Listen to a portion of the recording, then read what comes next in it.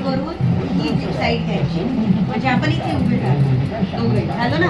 आणि मग जसं याच दिशेने इथे केस काढायचे, हां याच दिशेने. जसं हा साईड आहे ते इथून केस काढायचे आहे. आपल्याला या साईडनी हात फिरवायचे, हात नाही फिरत आपण, जसं फिरलो ना तर हात आपोआप फिरते. आपल्याला हात चेंज करायची गरज नसते. बघ जसं हा दिशा आहे ते इथून घ्यायचं, मग इथून घ्यायचं.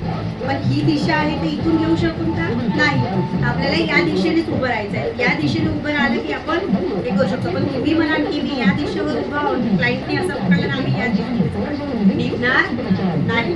आणि जसं हे क्रिस क्रॉस आहे तर याला या दिशेने करायचं आणि याला या दिशेने करायचं. म्हणजे या दिशेने जसं तुम्ही करत आहे हे खालवर केल्याने कैचीच्या साईडनी निघून जातात, निघाले. ओके समजलं. आणि मग जसं हे नोजवर आहे काही आहे ते या दिशेने काढायचे. कोणत्या दिशेने काढायचे? स्ट्रेट. कोणत्या दिशेने काढायचे?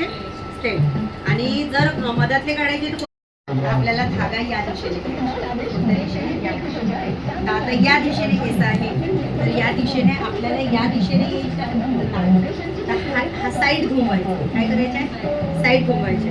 जर तुम्ही हाच दिशेने येत आहे या दिशेने, पण जर तुम्हाला या दिशेने केस काढायचे आहेत या दिशेने कोणती दिशा घ्यायची आहे? आडवी.